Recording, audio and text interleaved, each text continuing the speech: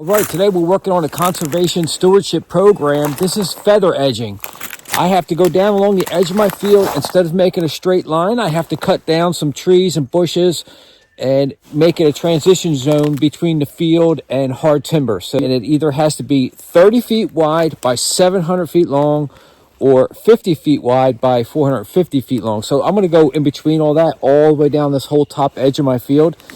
I got a little stake here. I put a pole with a rope on it, and I got two marks on there, a 30-foot knot, and the end of the rope will be 50 feet. So I'm going to stretch that in to know how far into the woods I have to be.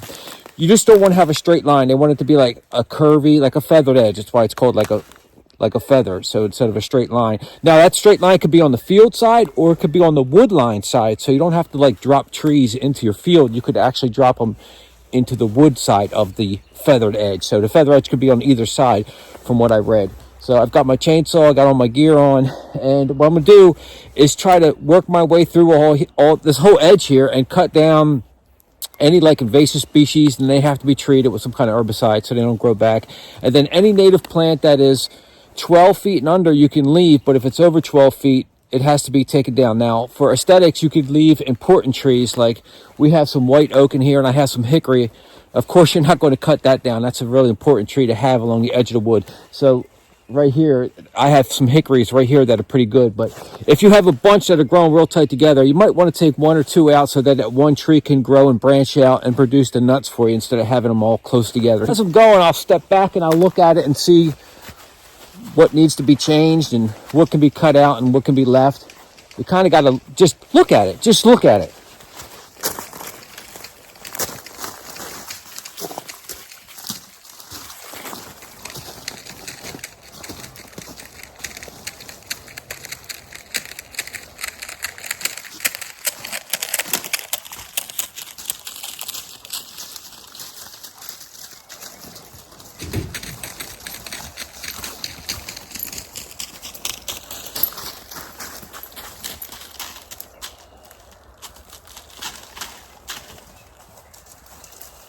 So 50 feet is pretty far. That's pretty far, way further than I thought 50 feet would be. So.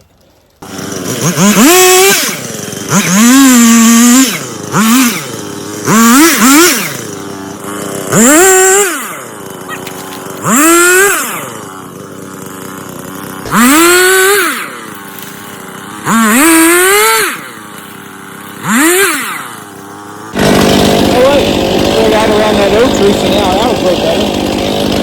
Working our way down.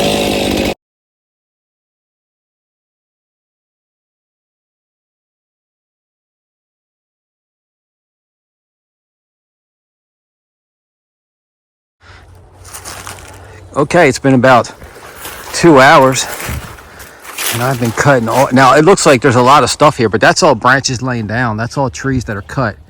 It looks like a tangled mess, but I only left like a few hickories here and there, and I've been saving oak trees. Like this is an oak tree right here. You can see the leaves on it, and this one was covered with a bunch of stuff, and I opened this up here, so I saved the oak. And there was another oak, oh, right down here by the buggy. Like, check this one out. Like, this one was completely covered in all this mess here, right there.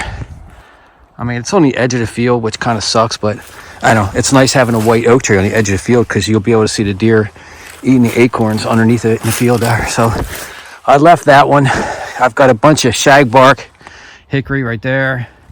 There's a big one in there. They're staying, but all this little stuff around it, this is all going. I've been even cutting this junky stuff out of here just so I can make it through. And here's my little rope to tell you how far up I gotta go. And I've got some oaks in there. I'm gonna open up those oaks over there.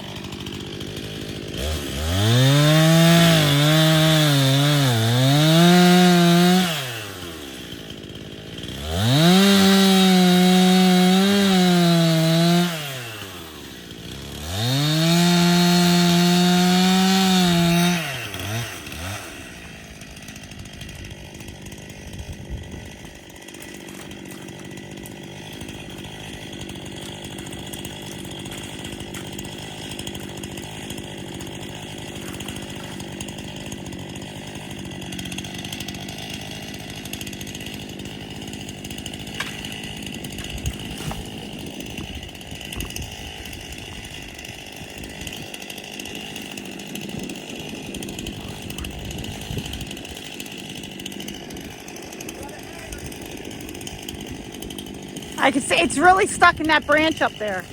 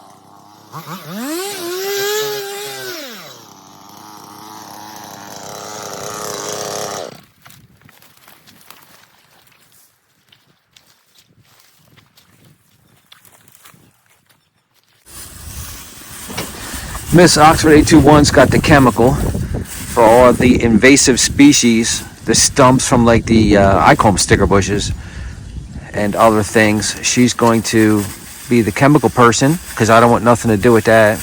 Neither do I. She's going to go around and put that on, and I'm going to continue here. I just want to show you what we're looking at here. This is the edge of the woods. This is what it looks like. Now, it's great for deer. The deer love sneaking in and out of this, but you can't walk in there. You can't get in there. It was logged 10, 15 years ago, I don't know, and you just can't get in. Now, the deer have their trails. Okay, so right here, here's a deer trail right here. So what the deer do is they find a nice way to sneak in and out of there,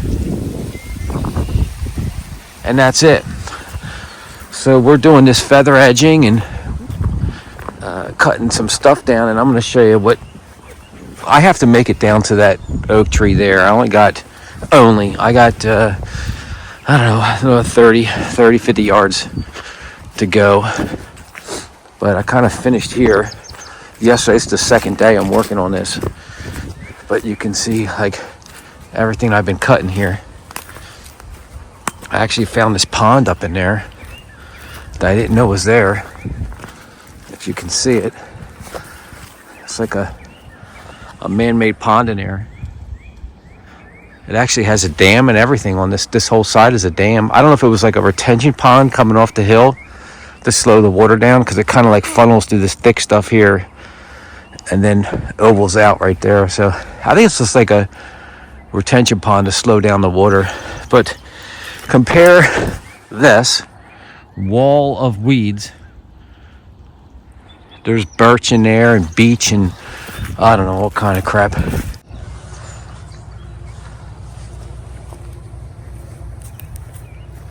All right, in the middle here is a nice oak tree that's just being totally swallowed up by the rest of this junk here. And I see a big sticker bush in there and everything. So let's see if we can open this up so this oak tree can grow out and start giving us some acorns.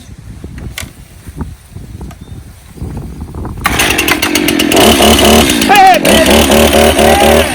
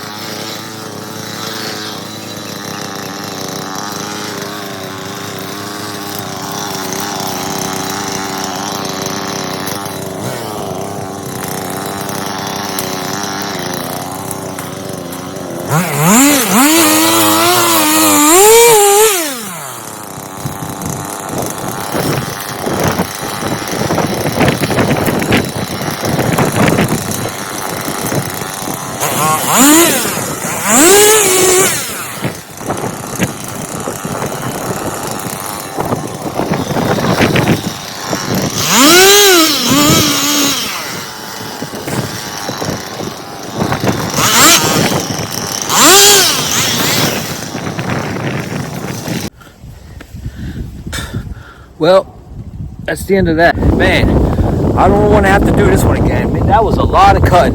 But let's see, I'm out of gas. The chain popped off the chainsaw for the 100th time, so I'm done with that. But I think I got it all done. Let's switch the camera around. I'll show you. Here's where I started right here. I cleared out this oak tree right here. Now all these stacked up branches, they'll settle down. As they start to deteriorate, they'll just get squished and squished further and further into the ground. But man, does that look like a logging job? You know, that's what it looks like. It looks like some loggers came through here and logged this hillside. But nope, that was me with a stick of chainsaw. But check it out, man. I found a pine tree back there. That's like a 6 to 7 foot pine tree that was totally covered in bushes. So I opened that up. I opened this oak tree right here on the edge. Gave him some light. But let's take a look at this whole thing. Man, I didn't think I'd ever get through this mess here. There's so much down timber from years ago. I couldn't even stand in there. If you can see all the logs, and like I couldn't even stand up straight. I kept slipping on logs, and there's snow behind the logs and ice, and got a nice patch of hickory right here, leaving those. The deer target's connected to a maple, so he's got to stay. That's my my rope. That's my 50 foot rope stretched back there, so I know how far into the woods I got to go. But I thought I'd be able to do a neater job around this little pond here, but I just every branch that was on the hillside of this pond, every tree wanted to fall in the stinking pond, and I couldn't stop it. So the pond's there, but it's underneath a million billion branches. Look at that stack back there, man. I'm telling you, this is nuts. Now all that's standing there, I think that's dogwood or something there, all around like the wet area that goes into the pond. So I figured that's already a natural habitat, so I'm going to leave that.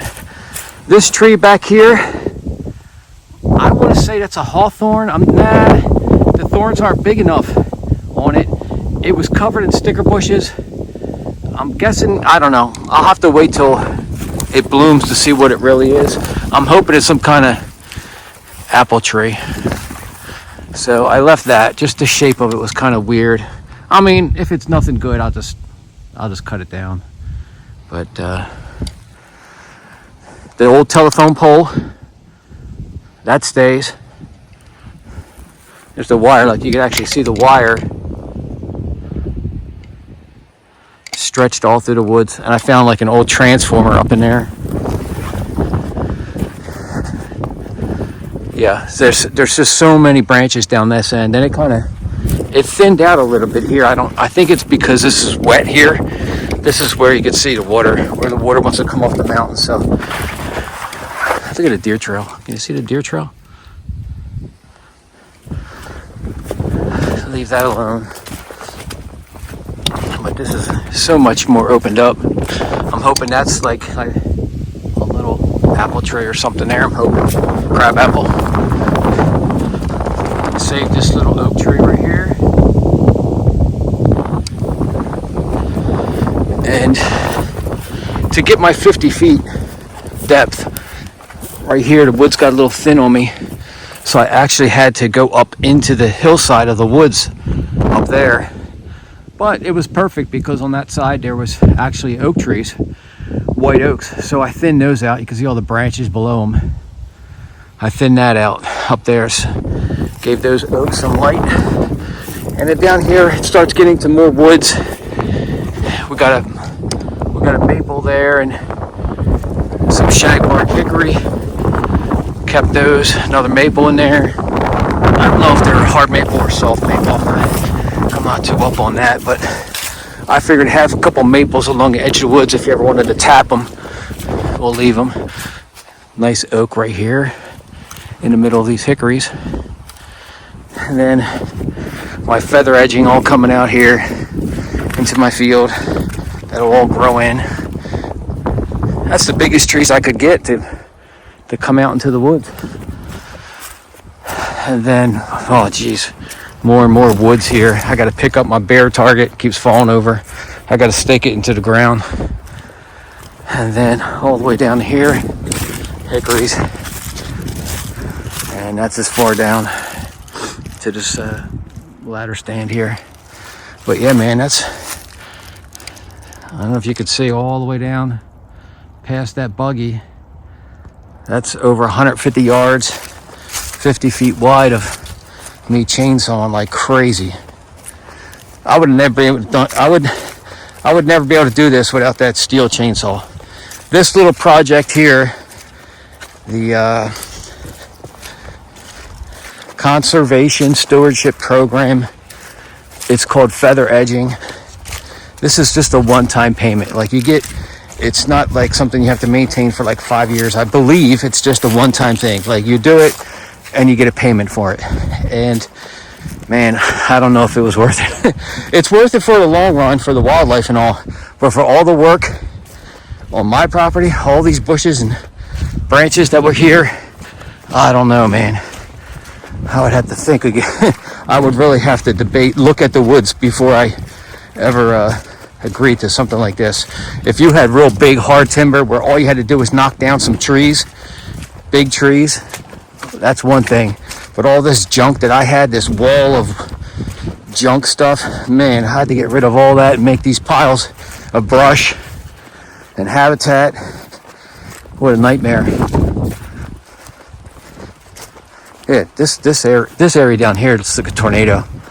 Golly.